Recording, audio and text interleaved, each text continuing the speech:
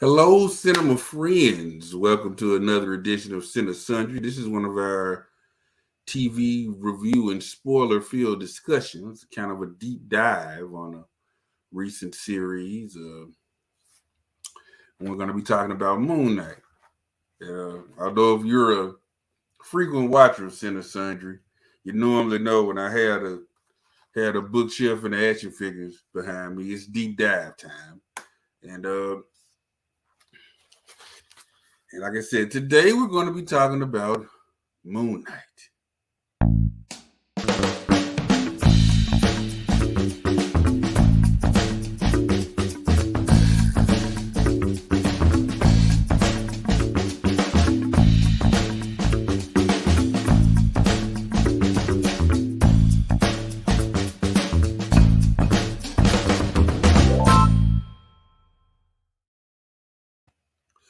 Okay, now before we get into our review of Moon Knight, I want to remind you about our rating system. Okay, now that rating you see above my head there, that is our tour. That is for those top shelf, some of the best projects, normally some of the best projects you've seen all year. And that next rating is middling. It's kind of in the middle. Had potential of promise, but it didn't quite deliver or come through on that potential of promise. It's okay. And last, that is heck. That is for those terrible, dismal, abysmal, god awful projects that probably should not have been made in the first place. All right, now you got our ratings. Let's get the rundown or series overview, rather. Sorry. Uh, Real quick, the premise is Stephen Grant. He discovers he's been granted the powers of an Egyptian moon god, but those powers turn out to be a gift and a curse. I also want to talk about the script a little bit. Gonna be honest, it was a little confusing for me. Kind of struggled with this one. I thought it was good. Um, and well, guess I should also talk about some of the actors. First off, you had lead actor. First off, you had Oscar Isaac. Now we got Oscar Isaac. You know him from the last Star Wars trilogy, Doom. He's Mark Spector, Stephen Grant, Jake Lockley, and Moon Knight. For those who don't know, Moon Knight has dissociative identity disorder. Thought he did good. I really thought he did good in keeping each character unique. You know, including different accents and things of that nature. I thought it was a very well done performance. And then next, you got to talk about Ethan Hawke. Of course, you know Ethan Hawke, Training Day, Deadpool Society. He's a acting OG, and he is Arthur Harrow, who was a servant of Khonshu. That's the god that gives Moon Knight his power. But he's turned away from that, and he's trying to bring forth the god Amit. I did a good performance. I'm not used to seeing Ethan Hawke play bad guys, but he did his thing. And then of course we also have Kay Malawi as Layla. She dated Mark Spector, and she was kind of helping him, and she gets some nice little fancy superhero armor along the way as well. Also, guys, spoiler warnings. We spoiling everything. Just be advised. All right, and then we got to talk about F. Mary Abraham, or this woman. I'm sorry, she was Tarek. She was like the little hippo god lady. Uh, let me pull that name up real fast. Um, I just remember her as a little hippo god lady. I believe her name was well, her name escaped me now, but like I said, she was Tarek. She was the hippo woman goddess lady. And last but not least, we have Ed Murray Abraham. He was an older gentleman, and he was the voice of Khonshu, the actual god. Again, they gave Moon Knight his powers. Well, all right, we've got that set up. Now you know the cast of characters, and I guess we're gonna take a break and be right back with this spoiler-filled discussion.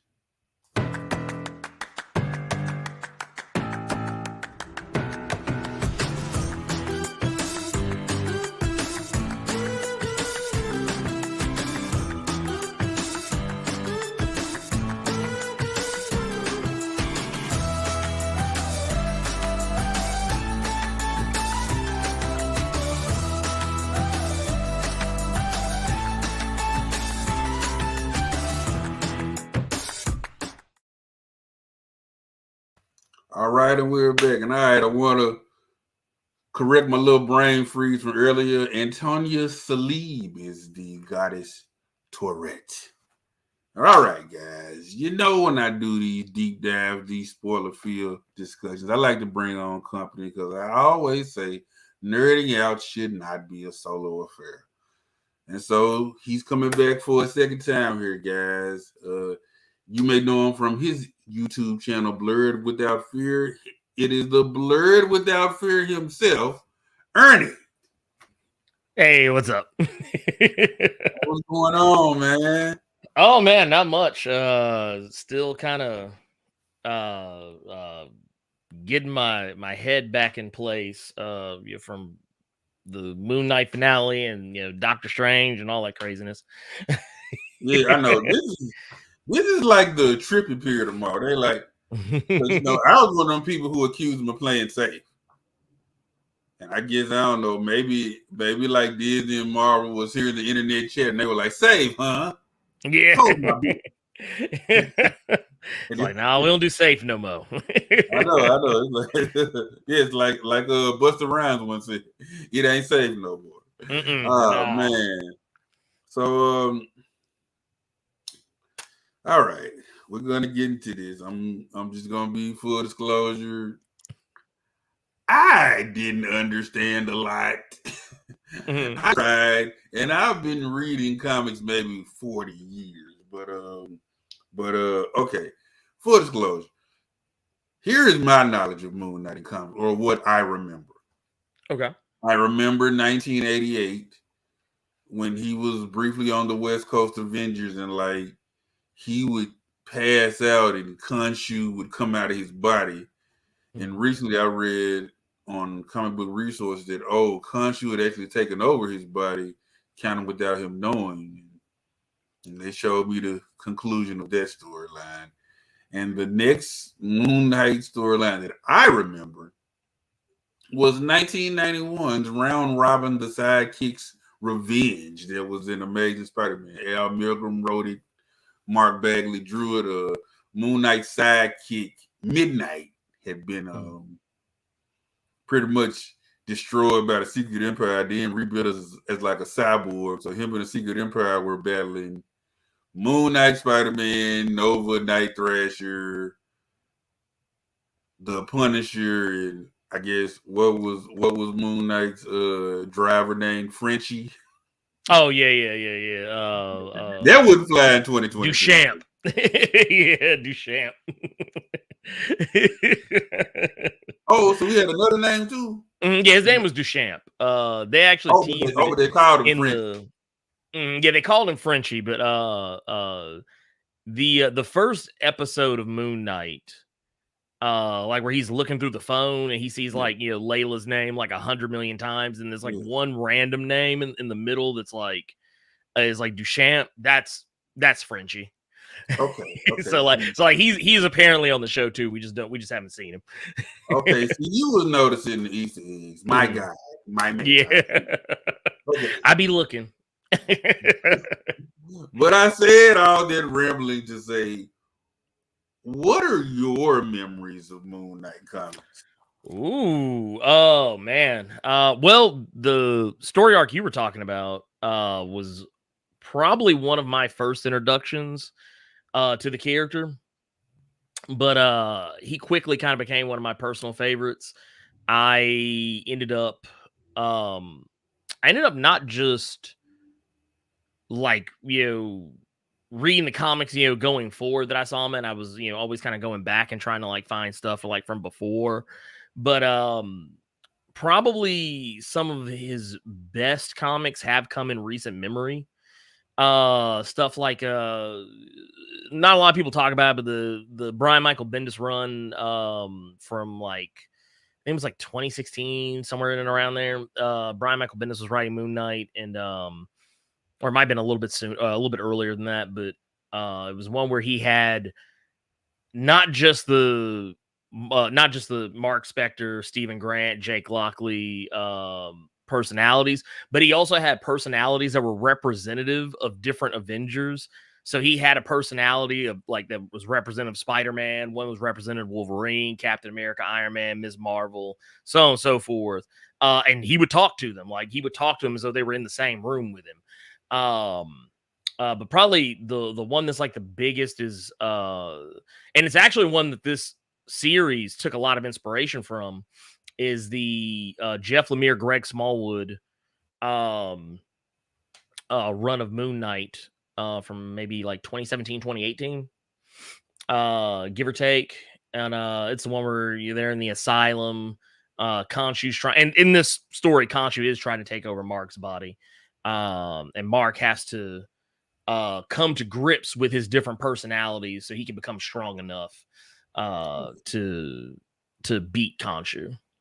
Okay, so Khonshu is just a rude god, huh? He just like it depends. Like, it really depends. Yeah, it depends. Like, because sometimes he is a benevolent god, sometimes he is an asshole, sometimes he's a jerk, sometimes he's moody, sometimes he's kind. But in recent memory, he's kind of been what we saw towards the end, and even through a lot of parts of this series. But yeah, it's you guys. He's rough. He's rough. He's a god who knows that he's a god, and he wants to be treated as such. And he feels that he doesn't need an avatar. That when his avatars fail him, that he should be the one, to take them over. That was even like a point of the story was in that run that he revealed that because Mark's mind was so fractured, that it was easier for him to take over Mark's body because he had no control over it. Not the way that a normal person that doesn't have DID would. But Mark's come a long way as Moon Knight. Originally he wasn't even like tied to an Egyptian god. I think because his first appearance was like in Werewolf by Night. In there he was just a regular dude who happened to have a suit. he was a dude in a suit. Yeah, he was a dude in a suit. He didn't have any powers. There was no personalities. He was just dude in a suit. Yeah, because like I would read the bullpen bulletins page and the random comics I would get in 3-packs from Zara back in the day. And I was like, Moon Knight. That name sounds cool. But then by the time I saw, like I said, it was the late 80s and it was all I'm gonna take a sleep now, and Khonshu was gonna come out and do some mischief. Mm-hmm. Oh, that wacky Khonshu. It was like a bad 80s sitcom. Me and my guy. Yeah. that was West Coast Avengers. That was par for the course for the West Coast Avengers back then. Their stories always seem so wacky by comparison to like Avengers proper. You're just like, oh, this is where the goofballs go. Okay. Yeah. So what were your initial thoughts when the series was announced? Oh, I was excited. I would even no pun intended, I was over the moon for it. Because I love street level superheroes, or even superheroes that are at least close to the street level. The closer you can get to being a regular person, the more interested I am in who you are as a character. And Moon Knight, well, it depends on who's writing him at the time, whether he has superpowers or he's just a dude in a suit. It just depends, because that has even flip-flopped in the comics recently. and I've always liked him as a character. I was always like, man, I would love to see this guy as a legitimate superhero in a legitimate superhero like movie or TV show.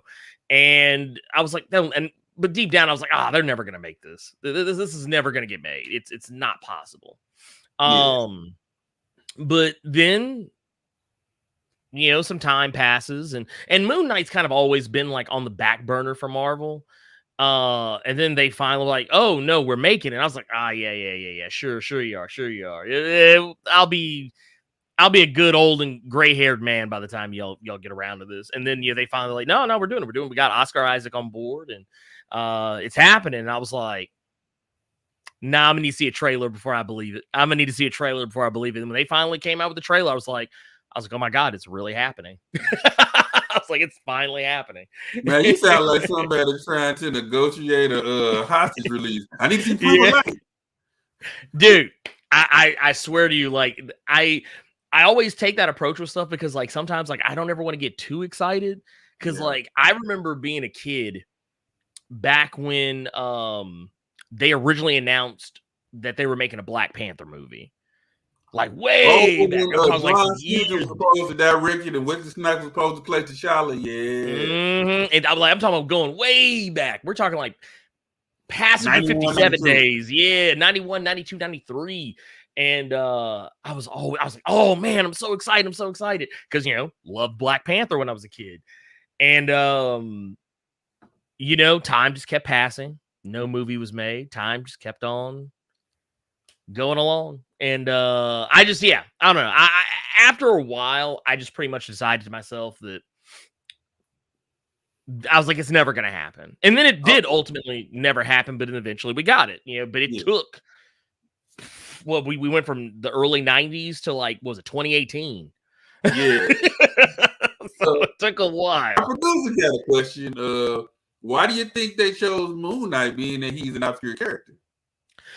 I think you have an opportunity with obscure characters because case in point, what one of the biggest criticisms I always hear people say about the DC movies, man, I really wish they'd make something other than Batman. Even though people still go see Batman, people still love Batman, but that's a comment that comes up a lot with Batman. People are like, oh man, I'm sick of Batman, man. Cause they got other heroes, right? We got like a gajillion Batman movies. We have how many Green Lantern? We don't have any Green Lantern movies except for like the one with Ryan Reynolds. We don't have any we only have the 2 Wonder Woman movies. We only have we've never had an actual legit film Flash movie. We had like a Flash TV movie that became a TV show, but we've never had like an actual Flash movie. And it's like, oh yeah, it's Batman or Superman or bust for DC most times. And that's kind of how I feel like, Marvel didn't want to take that approach. They wanted to take characters people didn't know. Characters that, or rather, I won't say that people don't know because general audiences won't be familiar. Like your diehard comic book fans, they're going to know who the character is, even if they don't know a lot about the character. They are at least aware of the character's existence. And a lot of times Marvel, like I remember when we got Captain Marvel and Black Panther announced as films. That was one of the things Kevin Feige said. He said, these are the 2 characters people have asked us for the most. And, they got around to Moon Knight. They were like, this is one of the other characters that people have asked us for the most. As far as like the diehard comics fans, and they went ahead and did it. And I think there's an opportunity there because there's no expectation. You make a Batman movie, there's expectation. People are like, no. I know who Bruce Wayne is. I know who Batman is. I know what I'm supposed to get. But with Moon Knight, there's no expectation. No one knows what you're going to do. So it's easier to shock and wow people with what it is you bring to the table. And I think they did. There's a lot of people I know who've never heard of Moon Knight. And now I have people hit me up like, dude, man, why did you tell me Moon Knight was that cold? Man, it's like I tried. I know, right? Yeah. And look, man, I'm a fan of the Marvel street level / weird characters. Like, in the last year or so, I bought a freaking Frogman figure, and like last week I bought a Sleepwalker figure. I was like, oh man, dude, Sleepwalker, man, that's a deep cut. Woo! yeah. But Now, here's a question that our producer also had about episode 1. Uh, did you like how Disney handled the fight scenes in episode 1 where we didn't see the fighting, just the aftermath? Yeah, I did, because it set a tone. Like, and the thing is, it set a tone not just for that episode, but it set a tone overall for the show, where you now know that from this point, if Steven doesn't see it, it doesn't happen for him. So you're equally as lost as the character who you're supposed to be following. Because it's one thing if they would have did the fight scene and it's like, oh, Steven, he blacks out and suddenly he starts beating the crap out of everybody, and we literally see this dude just laying waste to all these mercenaries and jackbooted thugs that he's taking on. I don't think it would have hit the way it as effectively as it did ultimately, because when you don't see it and you come back and you see how freaked out Steven is, you're freaked out for him. Yes. Because you don't even know what happened. You're like, oh my God, what did he do? Like, it's all of a sudden, oh wait, he's holding a gun and there's a dude with a bullet hole in his head. And falling out of the back of a truck, and he's like, what is this? He's hearing voices that he doesn't know who it belongs to. He's seeing a mirror image of himself that that looks like him, but he doesn't recognize. I think it was very effective. Cool. Well, I want to ask, like, so what were your thoughts about Oscar Isaac as Moon Knight? Oh man, I'm not gonna lie. I love Oscar Isaac as an actor. I've always loved him as an actor. I always felt that he was perfect for like a comic book movie. I just felt he never got the right one. You're talking about his time as Apocalypse in X-Men Apocalypse. But it was like, I was like, oh man, this guy, he's so good, but he's being wasted here. Initially, my only concern with him being cast was being as familiar with the character as I am. I was like, he's not Jewish. I was like, wait. I mean, he might be. I don't know. I know him as being Guatemalan. That doesn't necessarily mean you can't be Jewish either. But it just, I never associated him with being Jewish. So I always thought it was kind of interesting. It wasn't like a, oh my God, they're messing this up, but it was more of a, I wonder how the audience is going to respond to it, because people want to see themselves represented. So I was worried that like it would be backlash against the show, and who knows, there probably will be years down the road when people finally catch on and be like, oh, wait a minute. But no, I was confident that he would do a fantastic job. Like Marvel, honestly, when it comes to the casting department, I don't think Marvel has really ever let me down with who they've picked. And our producer said that he has played Jewish before. Oh, yeah, you know what? That is true. That actually is true. That is actually true. It's I don't know. It's one of those things, like, just for whatever reason, I never really associate. But in the end, because I wasn't sure whether they were going to go with his Jewish roots or not, and it was one of those things we kind of had to just play the waiting game, kind of wait and see what was going to happen. And eventually we do see, they do. They actually do. And they do it kind of subtly, and they also do it kind of not so subtly, but it's done in a way that's like, oh, okay, all right, yeah, all right, I can go with this. I'm not jarred by anything I'm seeing here. That I don't feel like this is just something that's popped up out of nowhere. You know what I mean? Yeah. I also want to talk about, Mark Spector / Steve Grant / Jake Lockley. Okay. Again, he has dissociative identity disorder. I have a surface level knowledge of this. Do you have a deeper knowledge? And if so, do you feel like they portrayed it correctly? I mean, I'm no doctor. I'm no scientist. I'm no medical professional. I know very little about DID that would surprise anyone.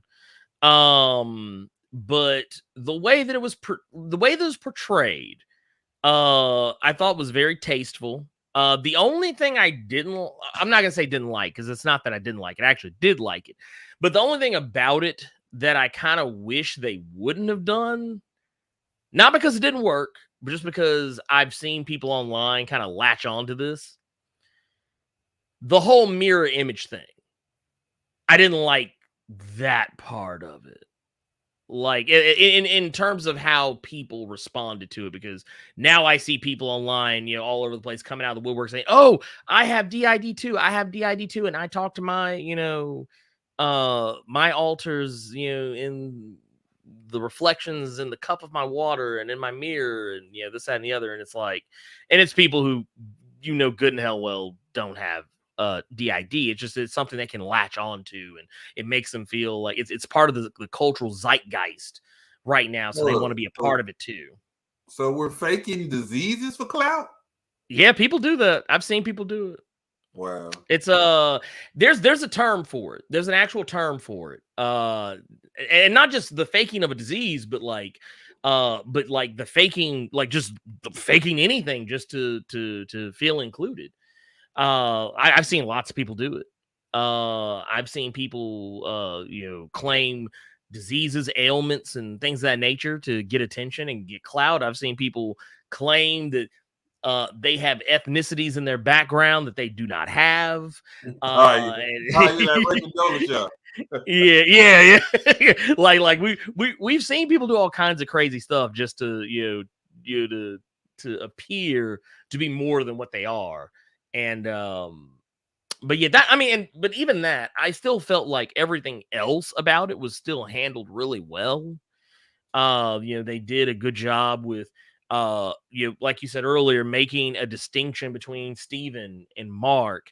And even though we see Jake for like 0.5 seconds, it's like you can tell just based on things that have happened in the various episodes where he was teased, you get the idea he's nothing like either one of them. Yeah. To a point where he doesn't even really speak much English for the few seconds that he's there. But yeah, and as it should be, this is the way it is in the comics. Steven is very different from Mark, though I would actually say there's more of a difference between Mark and Steven on the show versus the comics. The only real, in the comics, Steven's like a posh, rich, upper crust style guy. He's basically kind of like a Bruce Wayne type, like a billionaire playboy philanthropist, guy's got millions upon billions upon trillions of dollars. Jake Lockley is basically like the guy, he's the man on the street, he's cab driver by day, he's kind of like the Matches Malone. He's basically the persona that Mark uses to keep tabs on the criminal underworld. And then Mark is just Mark. But even in the comics, they treat Moon Knight and Mr. Knight as completely separate personalities as well. They're not tied to one personality or another. They're just there. Yeah, see, all I knew about Mr. Knight was just seeing pictures of Moon Knight in a suit, and I was like, oh, okay. Moon Knight got clean on him. Yeah, like, he rolls some sleeves up. He rolls them sleeves. He's fresh with the vest, everything. Yeah. And our producer says that they thought that when Mark talked Steven into giving him control from the mirror to save them from the demon dog was like a nice intro to, I guess, Moon Knight. Mm-hmm. Yeah, it's because basically what it does is they do a lot of playing with what's real and what isn't. So when you watch the show, regardless of whether you're familiar with Moon Knight or not, the first thing that's going to cross your mind is all of this in his head? Like, are they going the route that he's seen all this and none of this is really happening? Because they've done that in the comics, like I said before, with the Jeff Lemire, Greg Smallwood run. That was a main point there, that Mark was in a mental institution and he was being made to believe that Moon Knight wasn't real, that it was something he made up. And like after all these years, that was a lie. It was Khonshu messing with him. But they kind of did that here, where it was like, well, is he Is he okay? Is this really happening? And it's all meant to make you wonder. And then when you get to the end, you're like, okay, this is where it's going. This is where it's going. And you see the Moon Knight is this dude that can literally just beat the brakes out of a weird jackal monster. To the point that he's trying to crawl away from him. I know. What was the line in that, Professor? You're walking over, but you're limping away. Yeah, oh yeah. That's like he literally even threw. A lot of people never even caught this reference, but there's a point where you see a sink fly out. I mean, he literally threw everything at him, including the kitchen sink, even though it was a bathroom. I love it. Yeah, I'm here for it. Every hero needs a villain. So what can you tell me about Arthur Harrow from the comics? See, that's the funny thing. Arthur Harrow has only ever appeared in one comic, like ever. Okay. Ever. He has no other appearances in comics. His first appearance was his last appearance. He literally died in the same comic he was introduced in. And that's something that I felt Marvel did on purpose. Because that meant they could do with the character whatever they wanted. They can make the character be whoever they wanted, whatever they wanted. There are some vague similarities just in terms of maybe how measured Arthur Harrow is on the show and in the comics. But for the most part, yeah, Arthur Harrow was a throwaway, forgettable villain who literally, up until recently, has had no sway in the comics whatsoever. So what was his theme, I guess, in his one appearance? I think if I remember correctly, the thing that he was known for is that he couldn't feel pain. Like that was kind of his deal. Like he wasn't tied to Amit.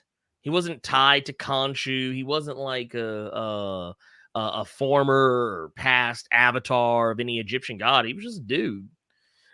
He was just a dude. He was the epitome of what late 70s, early 80s superhero comics villains could be. Like whenever you had someone who was like a crime boss or just like an evil businessman, he was like one of those types. He was literally nothing special whatsoever. And I don't, it's been so long since I've actually read the comic that he was a part of, but just based on what vagueness I can remember about it, he wasn't really even much of a match for Moon Knight. Like he wasn't he wasn't even somebody that Moon Knight needed to be afraid of. Okay. Not for 6 episodes. Okay. So I guess Arthur Harrow was like a blank slate. So I mean, well, even considering there was nothing to draw upon, how did you feel about Ethan Hawke as Arthur Harrow? I liked it. He brought I wasn't sure how he was going to be until I saw the actual first episode, but the opening that everybody talked about where he was, drinking the water and then, emptying the glass out and then smashing the glass and pouring the glass in his sandals. I was like, that set the tone for the rest of the show. That I was like, oh, this is a man who has conviction, and this is how he proves his conviction, and he makes his penance, with whatever dark past or whatever deeds he feels he has to do. I felt like he brought some legitimacy to the villain, because a lot of times we get Oscar winning actors in some of these superhero movies, and sometimes they don't even do anything that makes you go like, oh, well, they clearly just kind of cashed in a check here. Like they didn't bring any of that Oscar award winning swag to this movie. They just showed up. But that's not. But now what bothers me is, and it doesn't happen so much now, but kind of in the early 2000s, I would see them like feeling the urge to ham it up because it was a hero film and it's larger than life, and in my mind I would be like, no, the topic is larger than life.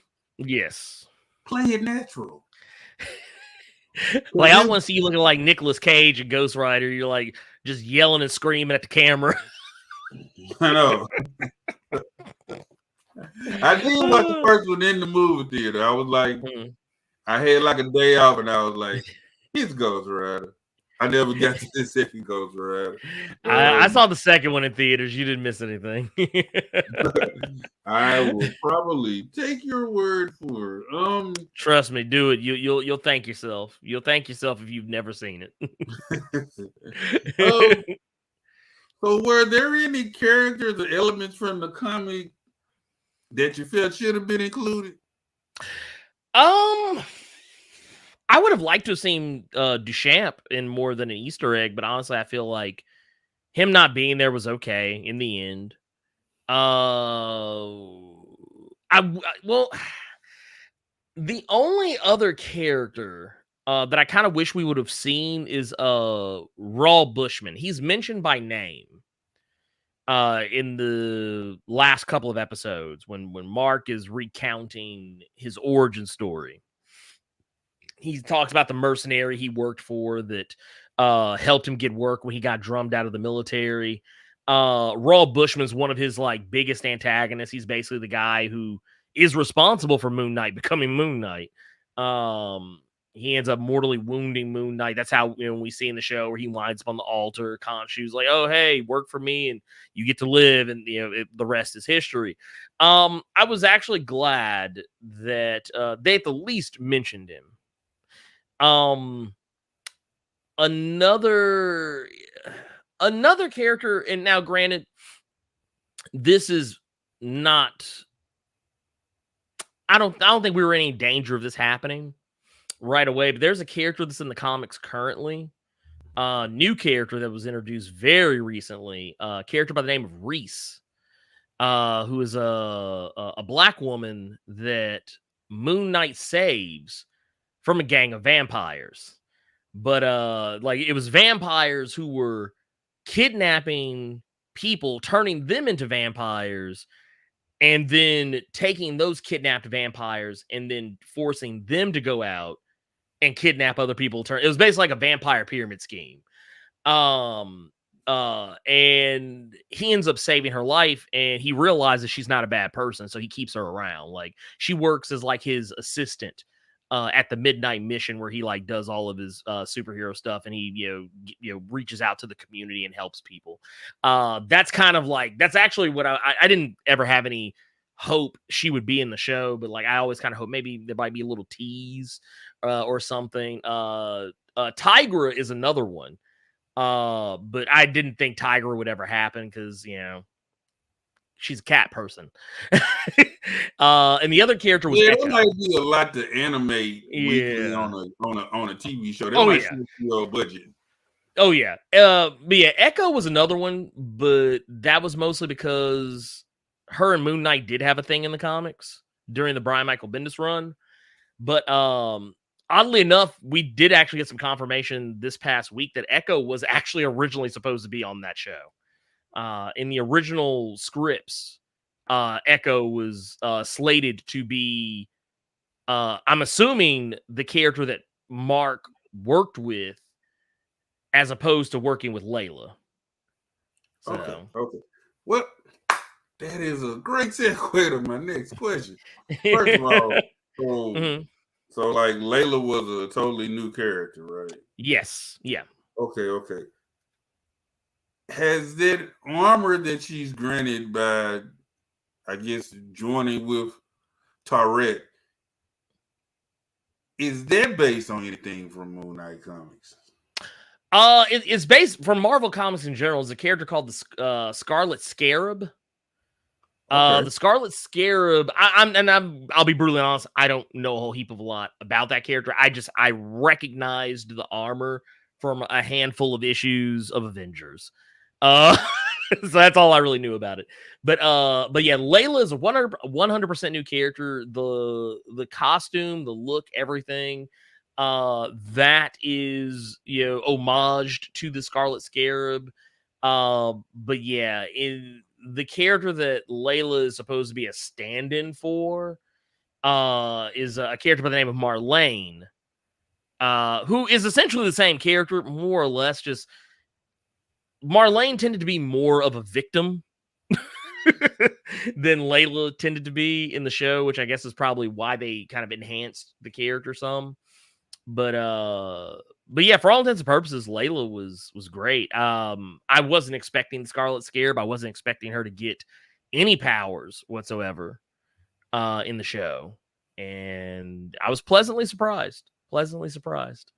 Okay, so again, keeping on there, I gotta talk about Tyrant because I was not ready for the hippo goddess. Mm-hmm. She was cool, she was polite, but I was like, that's a anthropomorphic hippo lady. All right, like now, is that from any comic? Okay, so Tara is technically yes. A lot of the so even though Khonshu is Moon Knight's the god that he serves, there are other gods out there who pop up from time to time, and they all manifest in different ways. Like the way you see Amit at the end of the show is straight out of the Jeff Lemire, Greg Smallwood run. A woman with like long braids and a big alligator head. That's her. 100% full stop. Khonshu, the look that Khonshu has where he's in the limousine and he has the big bird skull head and he's got the suit on just like how Mr. Knight would have. That's also from the comics. Yeah, I'm used to the 80s Khonshu where it looked like Ramses or something, but it was all white. Yeah, it was like, because the thing is, because Khonshu is, by Egyptian god standards, he's had the hardest life. So that's why, like, all the other ones kind of look like the animals that, they are representative of, whereas he just looks dead. But yeah, no, Khonshu, all of that stuff is matter of fact, one of the was it a Hathor, the woman that Mark meets in the pyramid, I think it's like episode 3. I believe it's like episode 3. She is technically a villain in the comics. More on the Black Panther side of things. Because she represents one of the nations that revere the lion as opposed to the panther. But yeah, it was there. A lot of it, I wasn't expecting Tarwit. More specifically, I wasn't expecting her to legit just be a humanoid, hippo. But I do think it set the tone to prepare you for when you saw Amit. A little later, that like you would be like, they kind of like, okay, we give you Khonshu, you see Khonshu, so this doesn't seem out of place. Okay, now we're doing Tarwit, and so now you see her, you're like, okay, cool. I've seen Khonshu. This isn't going to be, it's crazy, but it's not, way out of the spectrum. And then by the time you get to Amit, you're like, makes sense. Woman with alligator head. Let's go.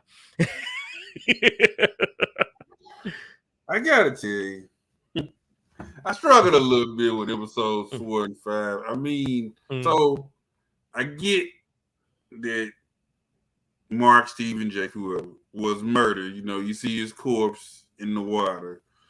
So is this like some kind of purgatory or like? Yes. Okay, so the asylum was like a purgatory.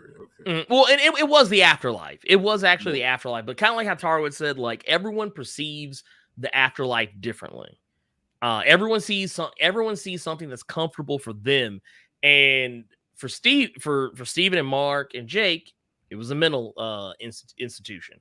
It was which even she thought was strange. But yeah, everyone sees it differently. But in the end, once you get out onto the sands, in the Duat, and all that other stuff, that stuff is pretty universal.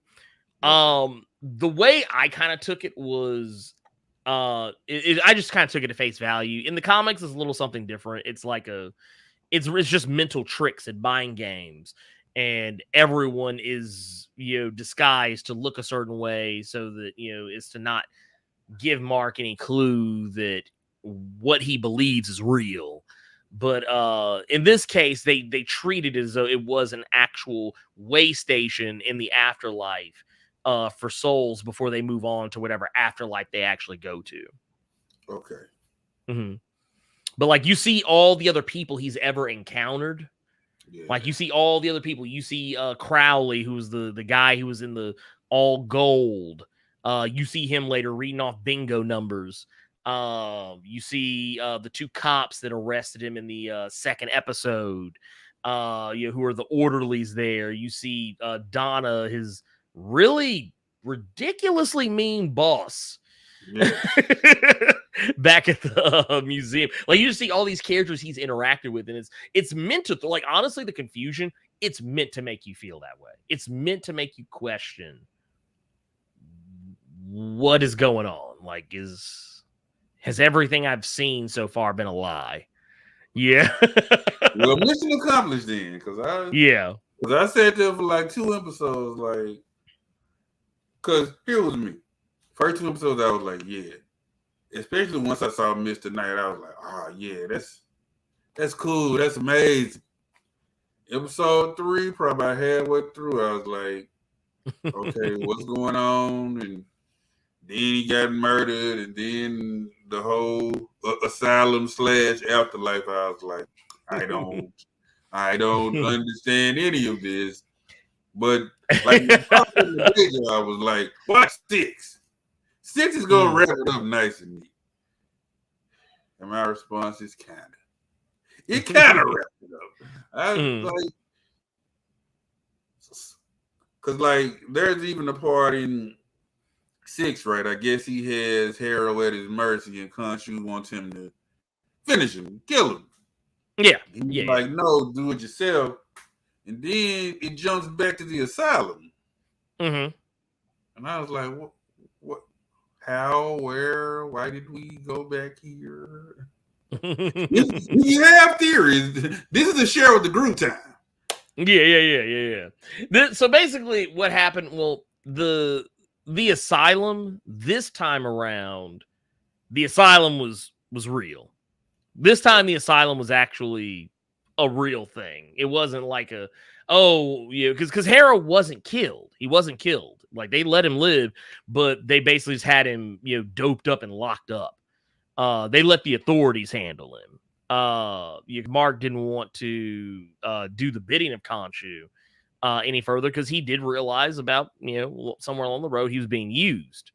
But when you get to that part, going back to the asylum definitely is supposed to make you wonder, like, oh, did they kill him? Because he's in the same place, but it's not the same place.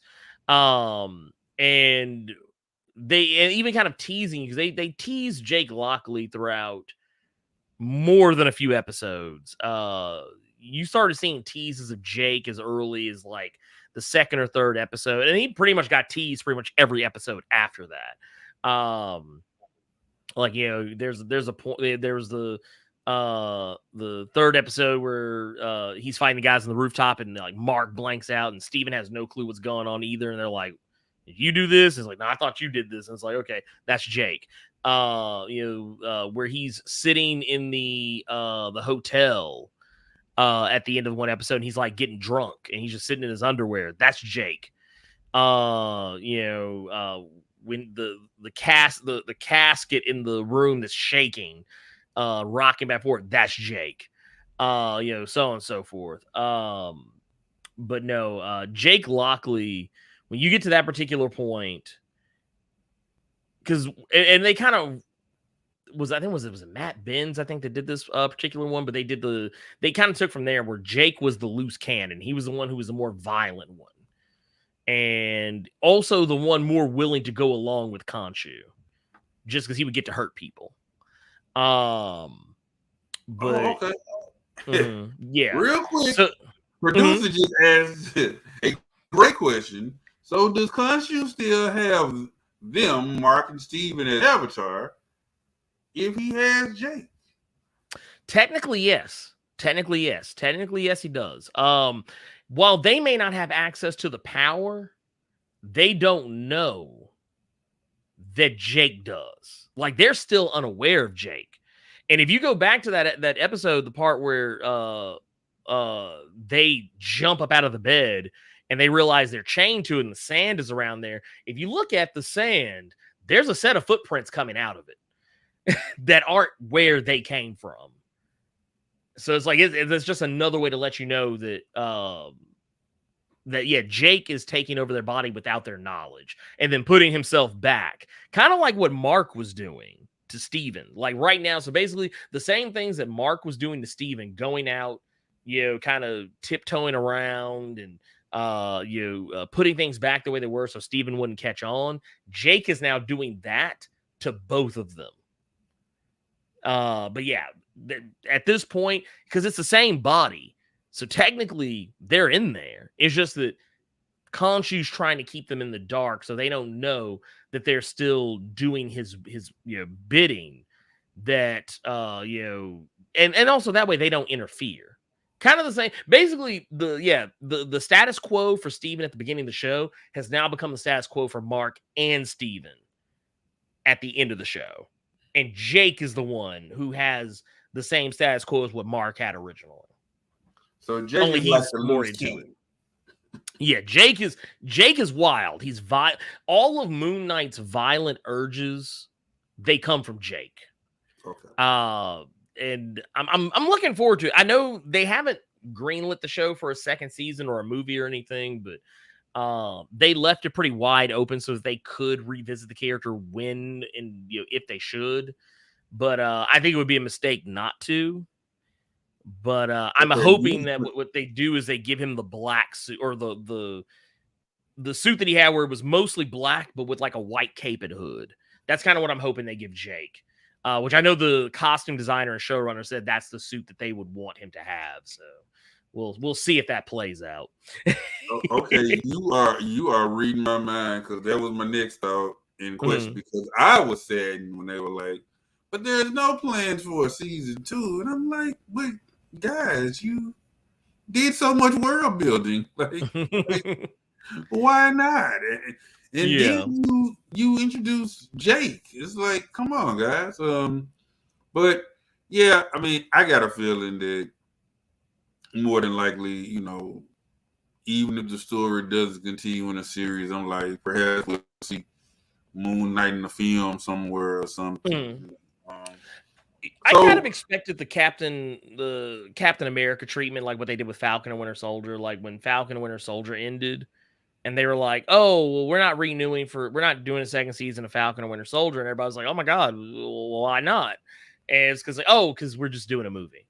Captain America 4 will be a continuation of Falcon and Winter Soldier, and I was kind of assuming that that's probably the direction they're going to go. Is they'll go, "Oh, we're going to make a movie, and it'll be Moon Knight, blah blah blah blah blah blah blah," and that's how we carry on. If we carry on, so if this story carries on, okay, we know that Jake is now in the mix. What else would you want to see? I've been pretty vocal about the Sun King. I want to see the Sun King. Which for those who are not familiar, Sun King was a man who was in a mental institution, oddly enough. And one of the doctors in that institution, they were very familiar with Mark Spector and all the stuff that happened during the Jeff Lemire, Greg Smallwood run. So they knew about Mark Spector being Moon Knight and how he latched on to the idea of an Egyptian deity. And she tried to use that same approach with another patient. But instead of introducing him to Khonshu, she started teaching him about the Egyptian god Ra. And the guy started catching on, like he became interested in it to the point that he actually becomes the avatar of Ra. But instead of getting like a fancy flashy suit, he gets fire powers where he can like create fire and stuff like that. So I was kind of wondering that would be something I wouldn't mind seeing them go in that direction, like because once again we've already introduced the asylum, that concept, so I'd be interested in seeing that. I would even be interested in seeing some crossover with some other characters. Because one of the things that I think doesn't get like talked about maybe enough. Bass the Panther God or something like that. Or... Because Bast and Khonshu are siblings. Yeah, they're siblings. They're very related. But I would like to see some, because they make multiple references to Wakanda throughout the show, talking about the ancestral plane and things of that nature. There's been more than a few nods towards Black Panther, and Black Panther and Moon Knight have worked together in the past, and have even fought against each other, even recently. But I wouldn't think they might mind. have fought against each other in Hudlin's Run too, or they had some dealings in Hudlin's Run, if I remember correctly. Yeah. Priest. Christopher Priest. They worked together. Yeah. During the Christopher Priest run, they worked together because I believe something was going on with Bast and Khonshu, so they teamed up to help each other out. Is a gross oversimplification of what actually happened, but that's what I remember of it. Quick second, now that you mentioned Ra, now my head's canon, Mummies Alive are in the Marvel universe. Yeah, they always say, the Ra. I was like, wait a minute, Ra already has people, right? That is an obscure 90s cartoon reference. If you get that, it's probably time for your colonoscopy. Yeah. Oh, yeah. No, it is. Because I remember it. I remember it. God, yeah. Because that was a weird time, and because I think that at one point in time, I think it used to come on like early in the morning, like before you go to school, or I think at one point it came on like in the afternoons, so like you become home from school, it'd be on. Like just kind of depend, but yeah, it was. Yep, that dates us. I am clearly in my 40s. It reminds me. There was a girl I know. She posted a thing on Twitter talking about how name an obscure thing that you feel like only you know about. And she mentioned the show California Dreams, and I was like, wow, I remember that. I feel old like, now. You're a woman. I can sing the theme song. You know what it is. But okay. I got that track. I'm sorry. I had to reference to Mummies Alive because they also were in the employ of Ra. But wow, that is interesting. I want to see this Sun God now. I want to see that. Also, like, what's a good Moon Knight run that's like out there in trade, or somebody's just curious about the character? I mean, honestly, I've talked about the Jeff Lemire, Greg Smallwood run a lot. That's a fantastic run of Moon Knight. I also recommend if you, even though technically I know the guy's persona non grata as of late, but the Warren Ellis run, which came out shortly before the Jeff Lemire, Greg Smallwood run, is also amazing. And I'll even recommend the Brian. I don't think the Brian Michael Bendis run is perfect, but it's short. I think it's like 12 issues. And it introduced some very interesting concepts. You get to see a version of Mark that's a little more fractured than usual, just because he's seen so many different things. But hands down, the Warren Ellis's run and the Jeff Lemire run, those are great, and those are, you can collect those in trade. They're fantastic, fantastic. Okay, because like I said, I remember two stories. After this, I'm like, okay, because when you're an old nerd like us, everybody kind of comes to you like, so what's that about? And I'm like, no. So I feel like I have a reputation to protect, and one of the OG comics nerds in my friend group. So I'm like, I gotta I got a bone up on my Moon Knight, man. Yeah. As the young people say, I'm out here lacking. Oh man, yeah, man, dude, I've been there before. I will say though, even if you wanna get current, the current run of Moon Knight, the Jed McKay, the Jed McKay runs that's current right now. I think they're like 9 or 10 issues in right now. That run is amazing. That's the best Moon Knight has been in a long time. That one has a lot of good stuff in it. Lots of new characters being introduced, new concepts being introduced. And if they were to continue doing anything with Moon Knight and the MCU, that's the best place I think they should go for like inspiration. Doing stuff with the Midnight Mission and introducing characters like Hunter's Moon, who's basically this Egyptian fellow, like this whole brother. Who is also just like Moon Knight. He just doesn't have the DID. But he calls himself Hunter's Moon. And where Mark is the right hand of Khonshu, Hunter's Moon is the left hand of Khonshu. And like he has a suit just like Moon Knight, but it's all black with like a white cape, and he's got and he even has a suit like Mr. Knight. But he's called Dr. Knight because he's a doctor. But his is all black. It's smooth. It's real smooth. Khonshu, Khonshu, unfaithful and rude. Okay. Yeah. like Khonshu is pretty low on my deity list, man. I'm like, yeah. Well, you know, it's funny you say that. I actually will also say, there's a you can find this in trade. There's a trade of the current run of Avengers by Jason Aaron called The Age of Khonshu. Also a good run because it's where Khonshu basically goads Mark into bodying the entire Avengers squad.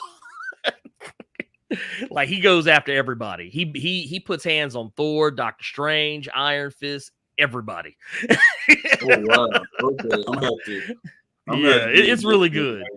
It is really good. It's really good. I always tell people it's funny because the first issue of it, he goes up against Moon Knight, or not Moon Knight, but Iron Fist. And when he goes up against him, he even hits him with a little JoJo's Bizarre Adventure action. He hits him with like the 1,000 rapid fire fists, just like nailing him, just like, bruh. Oh. Yeah. Because look, I asked him this, dear listeners, because as always, I like to remind people, hey, all these great characters began in comics.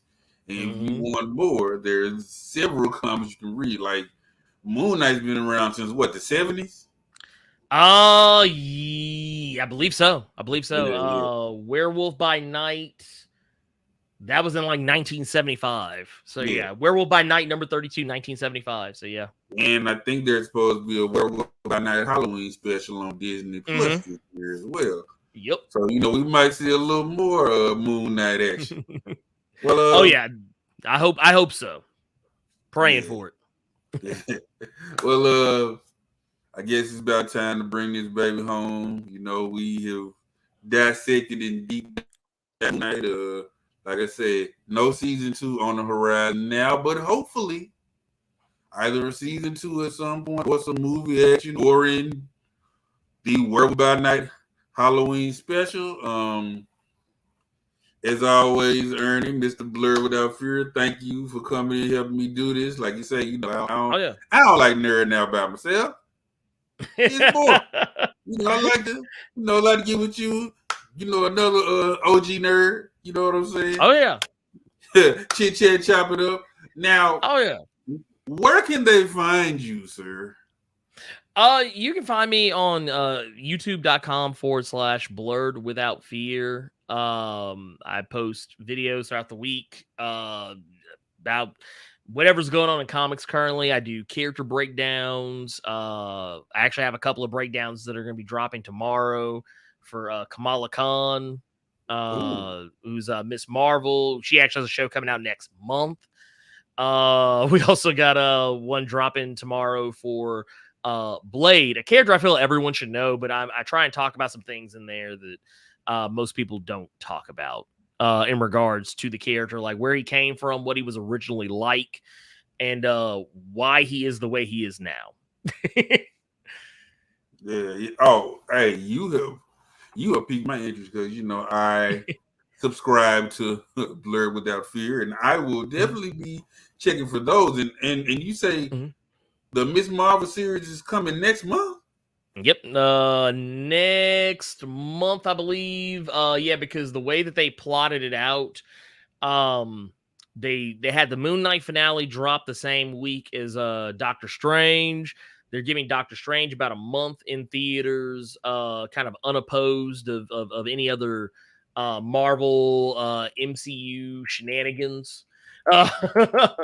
And I believe, if I remember correctly, it's June the 8th is when so yeah, it was like literally almost a month, a little over a month, with maybe a month and some change from the release of Doctor Strange. You'll have Miss Marvel on Disney Plus week to week. And by the time that show ends, or kind of I think by the time that Miss Marvel ends, Thor: Love and Thunder will be out. See, Feige knows all. Okay, Oh, he knows what he's doing. Khonshu's a crappy deity, but that Feige, yeah, Kevin Feige knows what's up. Oh yeah. Oh no, he knows what time it is. Trusted Feige, guys. Well, all right. Like I said, this is gonna do it, you all. I want to thank Ernie Blur Without Fear for nerding out with me talking about Moon Knight.